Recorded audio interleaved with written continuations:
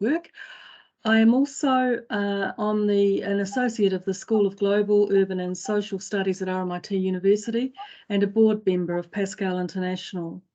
Thank you for being here, and I'm delighted to be your MC today. This event is being hosted by Wyndham City Council in Victoria, Australia, and coordinated by the Australian Learning Communities Network. We also acknowledge the work of Lara Pugh, former Learning City leader for the City of Wollongong, and Sylvia Velaz, City of Melton, for organising the background material for this webinar. And I want to acknowledge our Pascal International and the UNESCO Institute of Lifelong Learning, who support us at an international level. To begin, I acknowledge the traditional owners on the land from which we come today, and where learning takes place across Australia and globally. I particularly acknowledge the Wurundjeri Woi-wurrung people of the Kulin Nation, who are the traditional owners of the area I come from. I acknowledge the richness that our Aboriginal community members bring to our lands across Australia and their learning that has been passed across generations for thousands of years. I invite you in the chat to tell us where you are joining from. Also, while you're doing that, I'll introduce our other facilitator, Sharon Whitcroft, Acting Learning Communities Officer, Library and Community Learning, Wyndham City Council. It's a real pleasure to be doing this webinar with Sharon. As you know from the publicity, this event will feature case studies from 2 Learning City practitioners from the City of Canning in Western Australia and Derry, Strabane in Northern Ireland, showcasing approaches to evaluation at program and strategic levels in both urban and rural contexts. Many of you will be evaluation practitioners already, so we'd like you to reflect on what our speakers talk about and to participate in this evaluation, in this seminar. It's very important for us. And we're going to start by having a short exercise asking what you find interesting or challenging about the evaluation of learning cities. So Sharon will lead a Menti exercise for you before we have our speakers.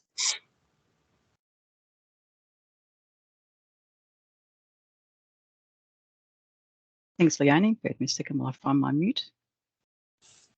So there is the QR code and the reference for people that may not be familiar with Menti.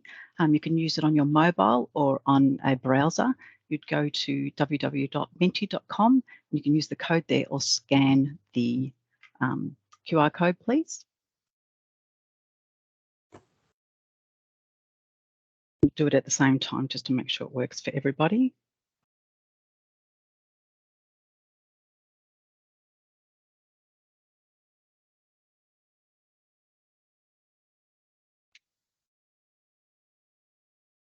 Got 2 slides, so sometimes I'm just going to make sure that that is the right slide. Leonie, can you see that?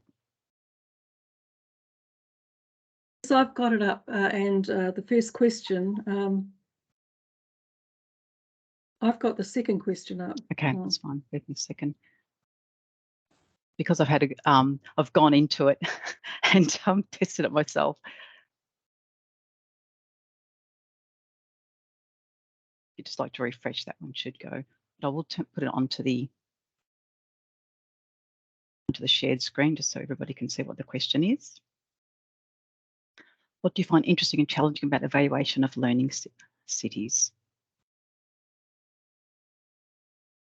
If you are having trouble with the Menti, please feel free to put your answer in the chat because, as I said, that is being monitored and I can access the chat for that as well.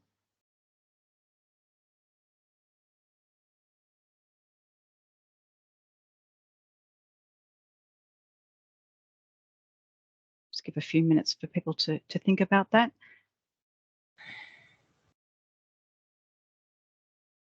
I will put the question in the chat too.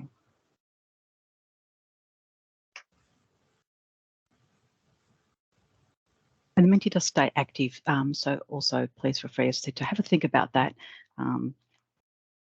If you would like to answer at a later stage, that's okay too. I've put that one in the chat.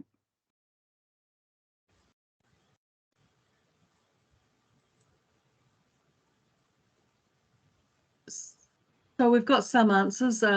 Obviously, evaluation can be complex, and you'll hear from two of our presenters tonight with different views on that. Michelle Murphy is going to be at a program level from Northern Ireland, and Sally Nichols is going to be at a city-wide level. So that's a very complex program, and we'll be learning about that as well. Assessing impact, we'll be talking about that and taking a question on that. Understanding and challenging to evaluate real tangible outcomes being a learning city. Yes, that's a very common one, because the Learning City is a large project, but where I believe with the help of the tools from the UNESCO Institute of Lifelong Learning, we're becoming better at targeting our projects and evaluating impact. Encouraging citizens to complete surveys. Well, hopefully some of our presenters will be able to talk about how they've overcome that. So thank you very much for that. And without further ado, I'll get on to presenting who you've come here to listen to. First of all, we're going to hear from Michelle Murphy. And Michelle is the Learning City Region Coordinator for Derry City and Strabane District Council in Northern Islands. And of course, Derry and Strabane is a UNESCO learning project and Learning City project, and it aims to promote lifelong learning for all cities across all citizens across the city and district. The project is funded by the Derry City and Strabane District Council, and Michelle has been in the post since 2018. And Michelle previously worked for Sustrain's charity in their Behavioural Change Unit and was a lecturer at the Northwest Regional College for 10 years. And we love internationally working with Michelle and the Irish Learning Cities Network. So Michelle, over to you. Thank you, Leonie. Let me just share my screen. Hopefully that will work for me.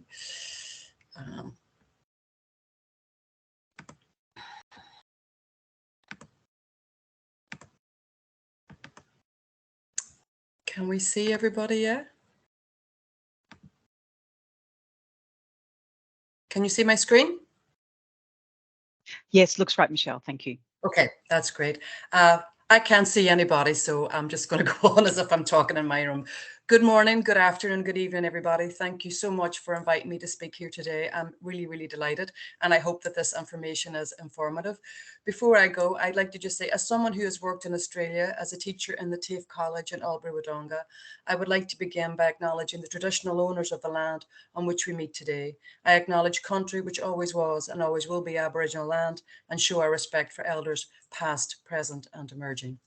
I hope I got that right. I really wanted to say something about that. Let me tell you a little bit about our Learning City here. We are based in Northern Ireland, and if I can just move my thing a little bit right. 2 seconds, folks. I just do this.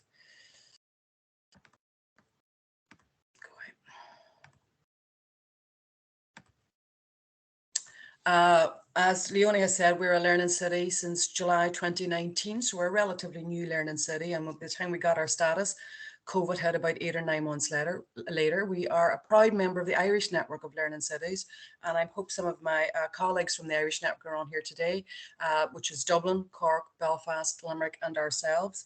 And I thought it would be really interesting to kind of show you where we are located. In Northern Ireland. We are now the only land border in Europe because of Brexit. I don't know whether you're familiar with that. I'm sure you are. We serve a region of over 350,000 people, and the urban area in which I am based, which is just here, is in Derry. We call Derry Londonderry, and that's more of a political thing, but We have about 8 different names for our city. But what we have here is that in this region here is kind of the Republic of Ireland, and you can see that Dublin is down here on the far east coast. So we're very close, and we have this kind of backwards and forwards travel that we've had now since the Good Friday Agreement in 1998. So Brexit has caused problems for that. The area that I serve as my learning city is this blue region here that kind of looks a bit like a boot. And Derry would be the urban area, and this would be maybe a country town, a bit like Albury probably. And then a little further on down, you've all these little townlands here as well. So let me just tell you a little bit about our Lifelong Learning Festival and I suppose the aim that we wanted to achieve for the festival. And the key thing was to raise awareness of the Learning City programme and the importance of learning throughout life for health, wealth and well-being. But we didn't want it to be a mental health campaign. Our Learning City Network member steering group were really clear about that, because we all know the benefits of learning. We don't really need to tell people, and we didn't want to put people off, if that makes any sense.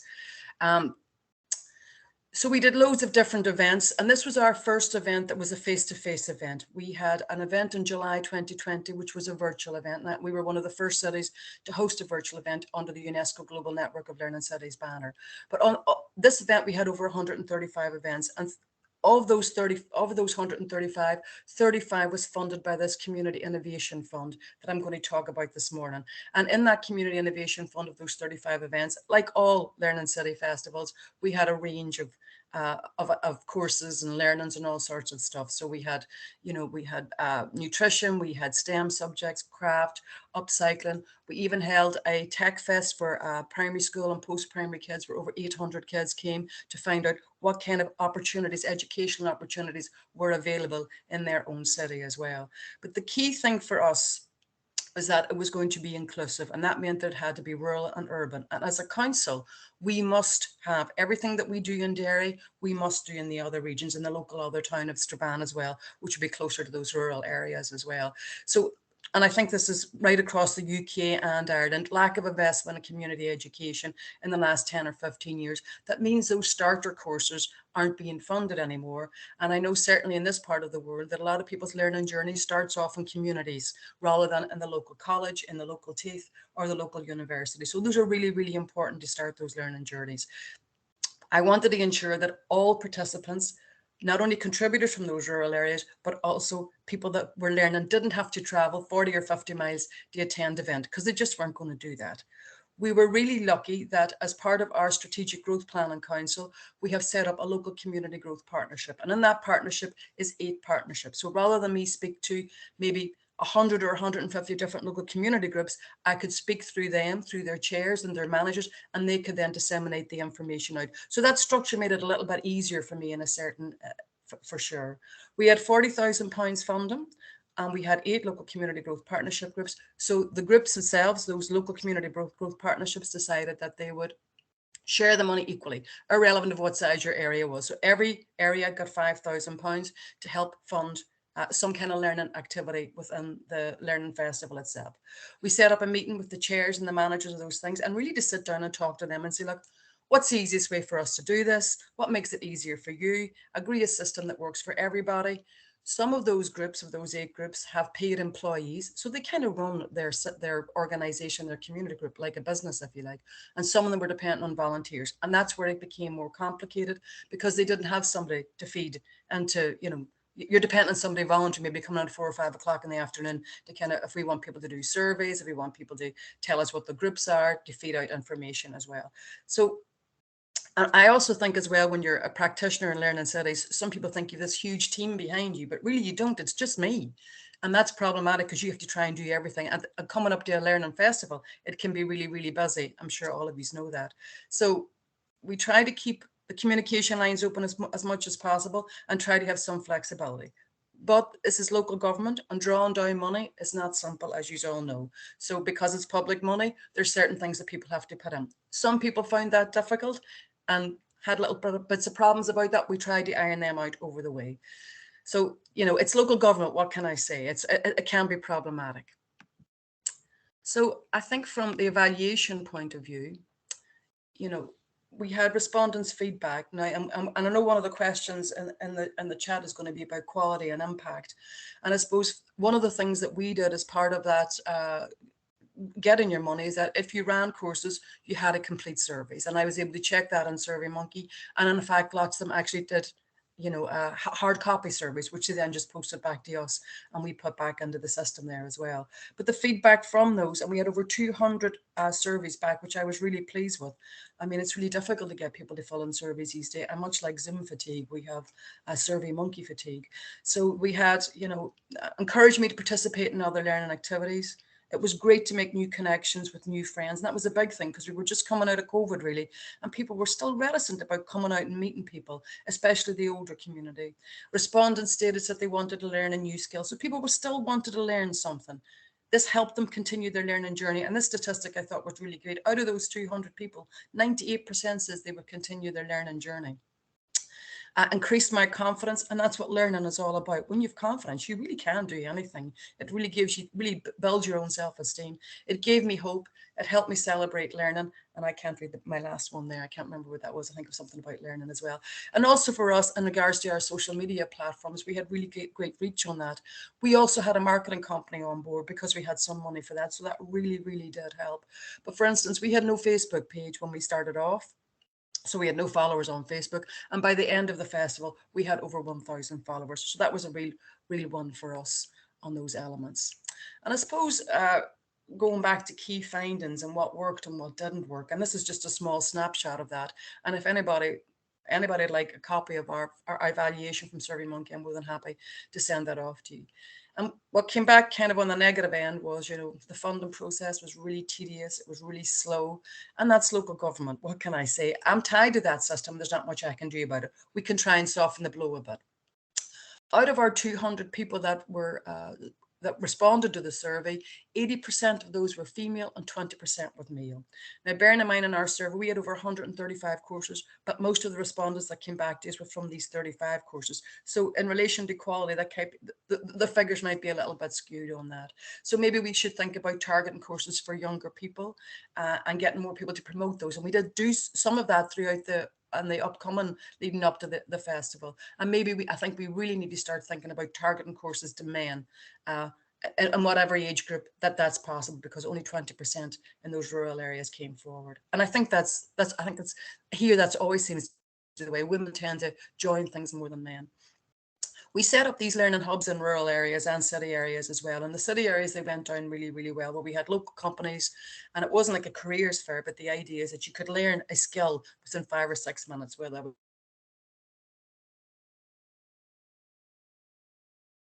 from and Derry. It went down really, really well. We had loads of footfall because we did it in a shopping centre.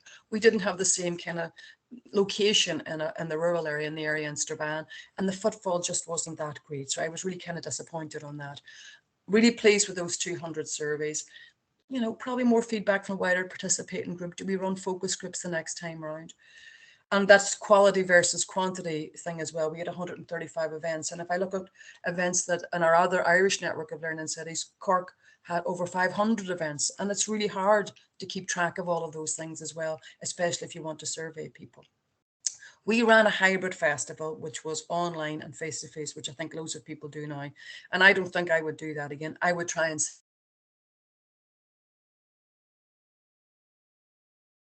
the ones for me, and I'm benefiting from them now, to be fair. And in fact, I have created a new network of connections, and one of those connections is now speaking for me in our Global Learning Festival on Wednesday as part of our Irish network. So that's really fantastic. Really was able to engage with rural areas. And when we run our learning hubs now in the spring of next year, I can use those networks and those communications and those new friends that I've connected with to make sure that they bring the audience with them. It really raised awareness of our Learning City brand. People felt that they were part of something when they were part of the festival. When they started off, they didn't realize that what they were doing was part of the bigger event in Derry, Londonderry. It widened the learning stakeholder family, and I think that's really key for all of us here. This is what we want to do. We want to promote learning of all sorts, from cradle to the grave, lifelong learning. And I think that's really, really important, that we widen that network and people find out about who we are. We had good responses to the survey, and that was aligned with payment. We're not going to give you payment until you fill out your survey. That was part and parcel of the criteria. So that's why we had such a good response on the survey. And I do like to finish on end ones, and I know there's loads of other things that we hope that we can discuss later on.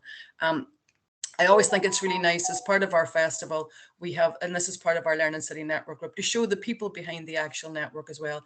And this is our city in Derry as well. And we have variations of people from Derry Healthy Cities, from the local college, from university, private businesses, arts and culture. And it's these people that drive our Learning City as well. And in our next event now, we hope to have our next festival in 2024. So from then on, to see what we learned from this one and how we do better next time.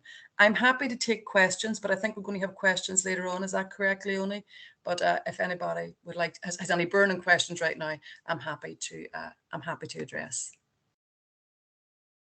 Yes, we did have. I asked a question, and I wanted to just know, how did you have help designing your survey for the Learning Festival? You can answer that one quickly. No, I just did that myself. And we try to do it really quick, 6-7 short questions, because people don't want big long rambling surveys. So that means then you're limited to what you can capture. So no, we just did that ourselves. And I see Sharon, have you got a question? Yes, I was actually going to ask Michelle, did you have an incentive for people to complete the survey? But I know that you just mentioned payment, so perhaps that was my question. But we also offered a free iPad for people, as well as, so the incentive for the community education groups, those 35 courses that ran under that banner, they were part of that as well. But there was 135 courses, so that may have been over 2,500 people. So we wanted to make sure that we had, so if you fill in the survey, get your name put into a thing, and you may be able to win an iPad as well. So that was one of our incentives, yeah. Yeah, well, it obviously worked. It's a great response. Thank you.